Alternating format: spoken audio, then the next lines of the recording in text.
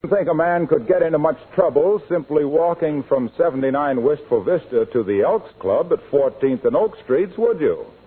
Well, if that's what you think, you don't know our Mr. McGee of Fibber McGee and Molly.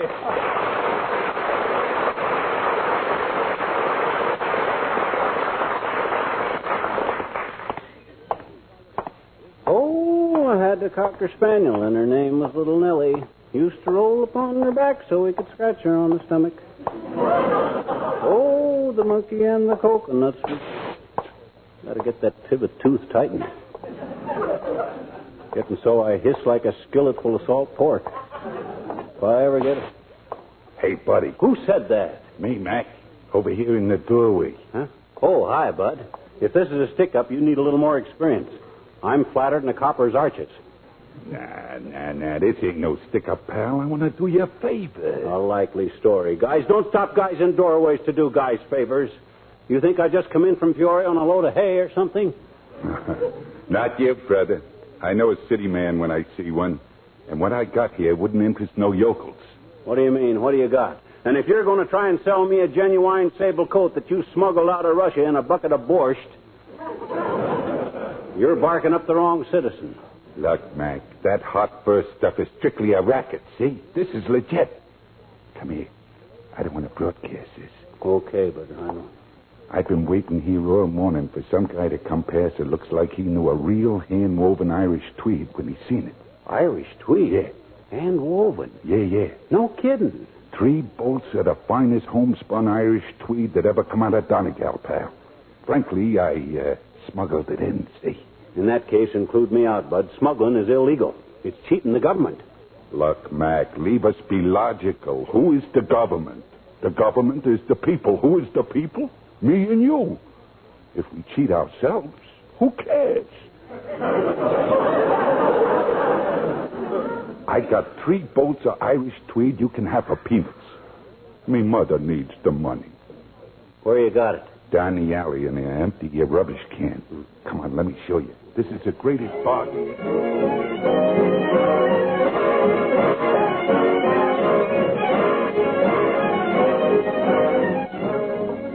So he walks down the alley, Molly, yeah. And when he lifts the lid off of that empty rubbish can, there it was. 3 bolts of the most beautiful Irish tweed you ever scratched your fingers on. Look at it. Hand-woven. Mm-hmm.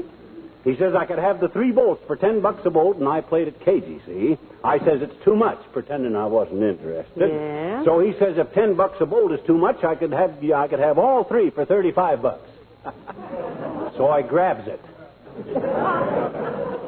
Dearie, remember that picture in the photo album of you as a little boy? Playing horse with a harness around your shoulders and your brother Mickey holding the reins? Yeah, but what that got to do with this? Your brother knew you better than I do. He played it safe. I don't get the... McGee, this so-called Irish tweed is not worth the thread to make it into fishnets. It's junk. You think so, eh? You think this guy would have risked smuggling it in from Ireland if it wasn't worth good dough? How do you know he smuggled it in from Ireland? He showed me his mother's picture that he was going to send the money home to. How do you know it was his mother? It said so right underneath the picture. Whistler's mother. Oh. The guy's name was Patrick Michael Whistler. Listen, my little pigeon. Whistler's mother is a famous painting. Yeah. If her son were living, he'd be 113 years old. Oh, by George, he don't look it. He handled these 3 heavy bolts of tweed like they were nothing. I'll bet he did, all right. What's done is done, dearie. What are you going to do with it? Make a few bucks on it. Sell it to a few friends. Ought to be 25 yards to a bolt. That's 75 yards. Sell it for maybe $10 a yard. That's $750. Minus 35, $715 profit. Wow, what an investment. Let me see that cloth again. Here, take a look. You see how loose wove it is? You see them little twigs and stuff in it? Mm-hmm. Yeah. I can see why Ireland stayed neutral in the war. Huh? Nobody dared get into an argument wearing stuff like this. Well, you women don't know much about tweeds. That's strictly a man's material. It's outdoorsy. Well, it can't go outdoorsy too quicksy for measy. You wait and see how it makes up, kiddo. I better measure it and see how much I can keep for myself. You got a tape measure? There's one in my sewing basket upstairs. Lena will get it for you. Oh, swell. Hey, Lena. Oh, Lena. I got the tape measure right here, Mr. McGee. I've been checking myself, and I'm a perfect 36. Lena, you are 36, huh? Just exactly, honey. 30 around the middle and 6 around the neck. Yeah, but Lena... Oh, I always had wonderful proportions, like the Venus de Mildew people said.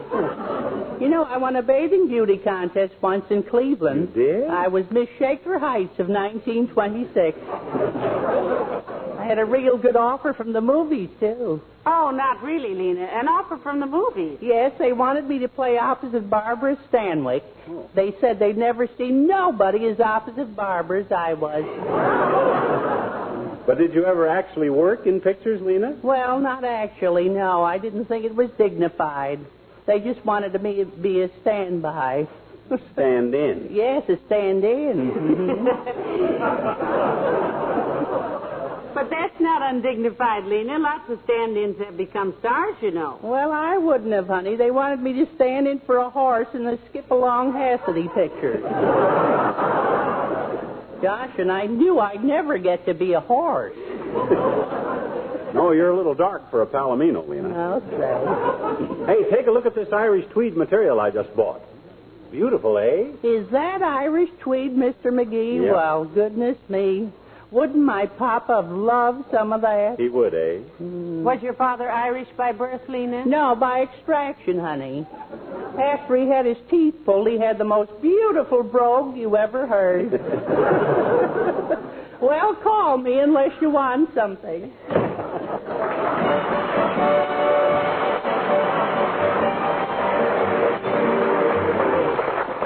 Hey, Molly, I just measured this cloth. It's only 60 yards, but at $10 a yard, that's $600. You know, the cloth I got from the guy in the alley? Yeah. Not bad for a morning's work, eh? Look, dearie, 60 yards of cloth will make an awful lot of suits. And in this case, I do mean awful. But what makes you think anybody will buy it? Because my friends know clothes, that's why. Take Wilcox, for instance. Snappiest dresser in town. He'll knock me down to get 4 yards of this tweed. He probably knocked you down for just suggesting it. And Doc Gamble. Now, there's a guy who really needs a new suit. He always looked like he'd got dressed in the wrong upper berth with the train pulling in. I don't know, McGee. He goes to the best tailors in town. Yeah, he goes there, and you know what? They give him a 25% discount if they don't have to put their labels in his coats. That guy could get 9 fittings on a $300 suit, put it on, and get pinched for vagrancy outside the shop. Why, if he ever... Come in. Well, heavenly days, it's the good doctor himself. Come in, doctor. Thank you, my dear. Hello, Bucklewart. You look well pleased with yourself today. You must have had faultless in the Prinkness. No. No, he got tweeds in the alley, doctor. I beg your pardon? Tell me something, Cebu. Cebu? Elephant boy. I don't like to get personal, but did you see the Prinkness? I don't like to get personal, but how much did the upholsterer blackmail you for that slipcover you're wearing? He doesn't like to get personal, he says. Oh, that's all right, my dear. I see so much politeness in the course of my professional day that his vulgarity is rather refreshing. Thank you. What was the question again? Gargantua? Gargantua. That wasn't in the Preakness.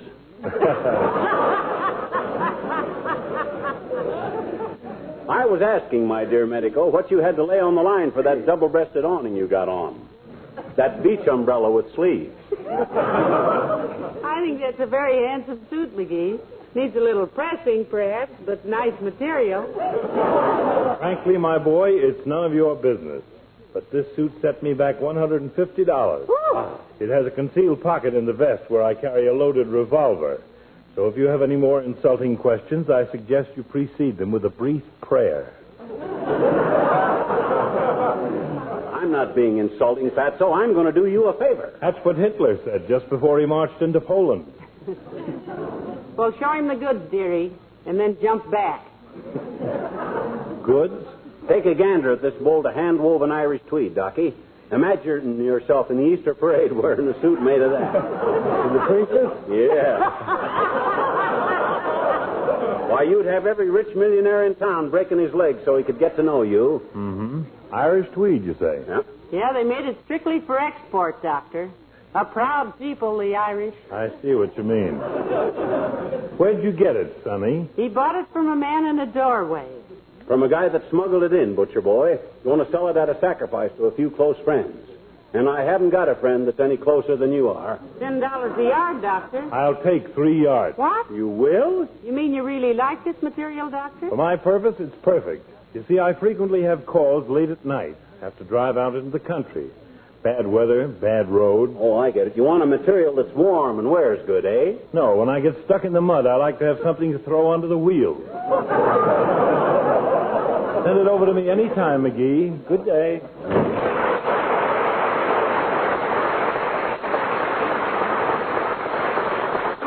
Well, to throw under his wheels in the mud. That's what he thinks of your Irish tweed, dearie. Don't kid yourself, Snooky. He just says that so I wouldn't raise the price when I seen he wanted it. Hey, I better pull down the window shade so the sun don't fade this stuff. You know, some of these high-class materials are like... Dad-ratted window shade. I gotta fix that thing one of these days. There's no hurry, dearie. I stop leaping 3 feet every time it goes up. Now I just twitch a little. Well, I'll stop at the hardware store sometime and get... Hello, folks. Remember me, the man who sells the stuff to raise the dough to buy the time to put you on so I can come in and sell the stuff? Hello, Mr. Wilcox. You're just the guy I wanted to see, Junior. You're one of the few fellas around here who knows good material. Yes, and I want to talk to you about that. If you can't get me out on a laugh once in a while, Racine will start thinking I'm... No, Mr. Wilcox. He means clothing material, not comedy material. Although on second thought, maybe it is. You know a good Irish tweed when you see it, Junior? Sure. What's that got to do with it, McGee? What do you mean, what's that got to do with it? This is a fine tweed. Here, Junior, take a look at this bolt of cloth. What is it? A good question. Boy, this is the finest Irish tweed ever Brought. ever imported out of Ireland. Close your eyes and smell that material, Junior. It's got the very fragrance of old Ireland. Well, I don't know if Can't I'd you be... just picture those happy weavers singing Meet Me in the Garden where the praties grow? As the mist rises over the peat bogs and the wet smacks of tourists kissing the Blarney Stone come wafting across the River Shannon, and the little people picking shamrocks on the road to County Clare, and the pretty spalpeens lacing up their shillelaghs for a game of morning in the bright...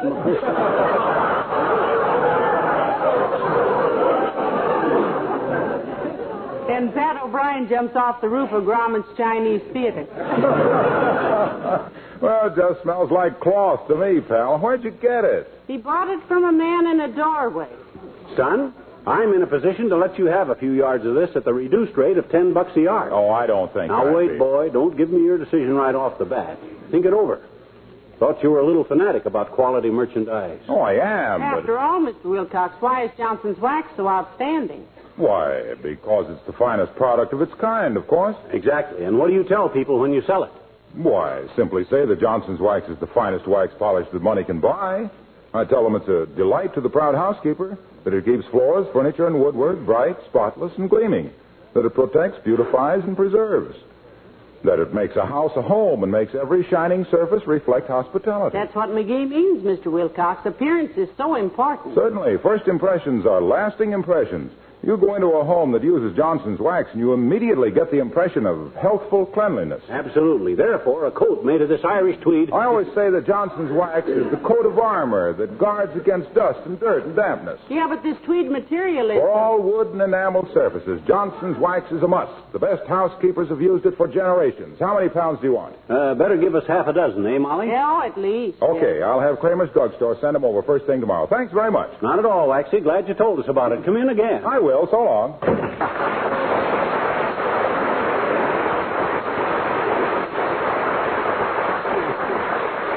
Quite a salesman, that lad. He makes Johnson's wax sound so good. Hey, I was trying to sell him something. Well, he out-talked you, dearie. You were up against a professional there. Yeah. Well, I've got to go upstairs and sort the laundry. Lunch will be ready in about a half an hour. Okay, Tootsie. There goes a good kid. She thinks I got rooked with this Irish tweed, but who knows best about materials? Her or me? Don't answer that, McGee. Because... Come in. Hi, mister. Oh, hi, Teeny. Well, what you all dressed up for? Well, I'm going to the circus, I bet you. My daddy's taking me. He is, eh? And you... I says he is, eh? It's what? Taking you to the circus. Who? Your daddy. I know it. He's taking me and Willie Toops. Okay. You like circuses? Sure I do, I bet you. I think circuses are more fun than anything. Yeah. See, they got lions and tigers and elephants and hippopotamuses and Kalamazoos And wolf. And what's this? What were those last animals? Kalamazoos. Oh.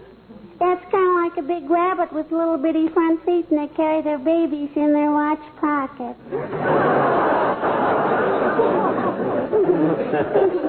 You mean kangaroos, sis. Kalamazoo is a town in Michigan. Why? I don't know. That's just the name of it, that's all. Is that where they get all the Kalamazoos for the circuses? Where? In Kangaroo, Michigan. Look, sis, they don't get kangaroos in Kalamazoo. They get Kalamazoos in Australia. I mean, that's where they get kangaroos. Well, why don't they get them in Michigan? That's closer, I bet you. Because they come from Australia. That's the only place they have them. Except Michigan, huh? No, they don't have them in Michigan. That's Kalamazoo. You ever see one, mister? See what? A Kalamazoo? Certainly. When I was in vaudeville, they had boxing Kalamazoos.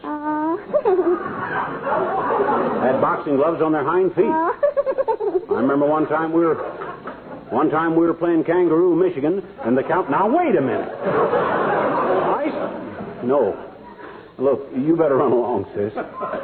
You don't want to be late for the circus. No, I don't. I want to have plenty of time to see a lion, an elephant, and a Kalamazoo, and a giraffe. There you go again. It isn't Gerard, it's giraffe. There you go again, mister. This is my cousin, Gerard. He's meeting us at the circus. So long.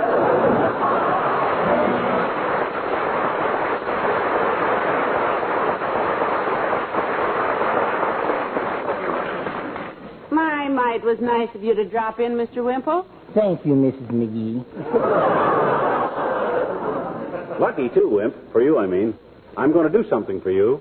No, thank you, Mr. McGee. People are always doing things for me, and I'm always getting into trouble. Oh. How's that, Mr. Wimple? Well, just this morning, Sweetie Face, that's my big old wife. Yeah, we know. Sweetie Face said, Wallace, she said, I'm going to do something for you. And I said, yes, dear. And she said, some of the girls are coming for luncheon, and I'm going to let you make the lemonade. And I did, too. Well, what's so amusing about that, Mr. Wimple? Well, I'm going back after lunch and walk right up to her and say, listen, you big moose. After this, you can mix your own lemonade. Wow. What'll she say to that, Wimp? Nothing. She'll be asleep. They'll all be asleep. Heavenly days, you mean? Yes. Mickey's.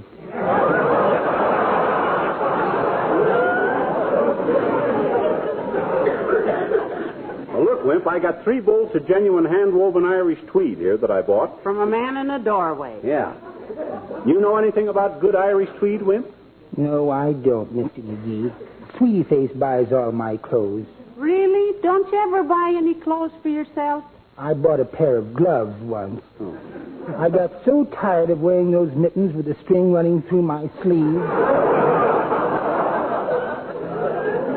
What happened when Sweetie Face found that out, Wimp?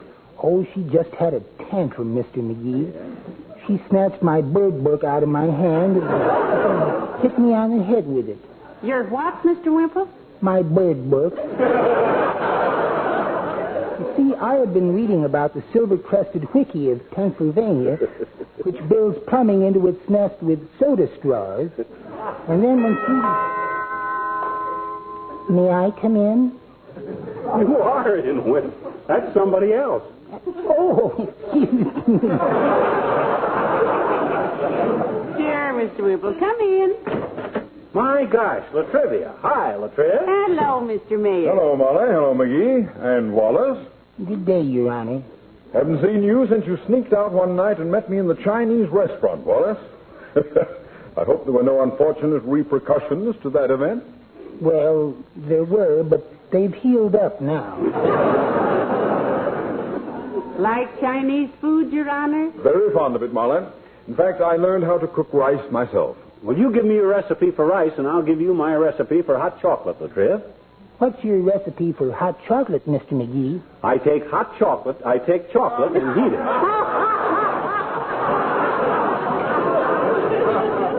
Put the cart before the horse. Now, you tell me your recipe for rice, Latriv. I hope it isn't quite that complicated.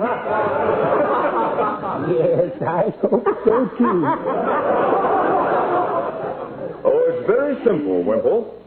First, you boil the rice, then you put it in a colander and run cold water through it. What month, Latriv? I beg your pardon? Oh, this was last month, April. You punch holes in it, I suppose. In what? In the colander. I suppose for a large batch of rice, you use a long month out of the calendar, huh? You run out of calendars, Mr. Mayor. I've got a lot of old ones. I don't suppose it matters what year. I am not talking about calendars. I said colander. Well, what's the difference how you pronounce it, boy? Molly says saucepan, and I always say saucepan, but it cooks the same stuff. What I was trying to say was that a colander and a calendar are two different things. I know they are, Mr. Mayor. I got one from the bank with a picture of a pretty girl on it, and I got one from the butcher with a cow on it. And Sweetie Face let me keep the one with the cow.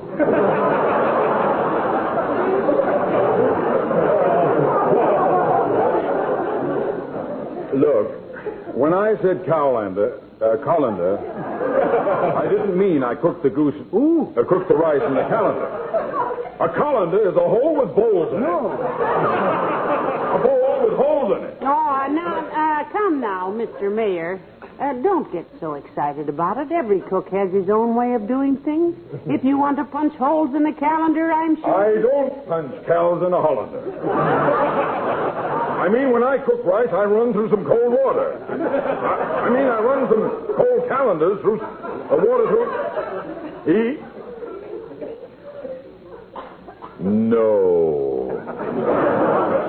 No, I can't go through with this sort of thing today. I have too much on my mind. What's cooking, Latriv, besides you?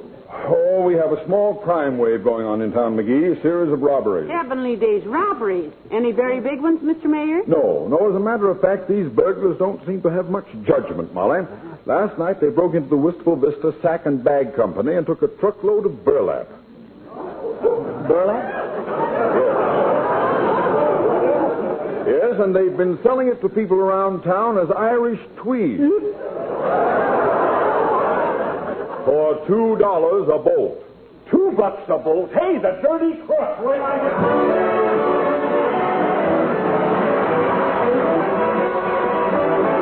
get... So after I described the guy, the cops went right out and picked him up, Molly. Him and his pal. Oh, wonderful. So you helped capture the burlap burglars, Yep. huh? They got the whole truckload of loot back, too.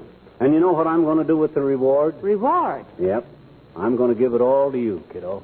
You've been a good kid. You've been wanting new drapes for the living room, and this reward will come in handy. Oh, McGee, you darling. How much is it?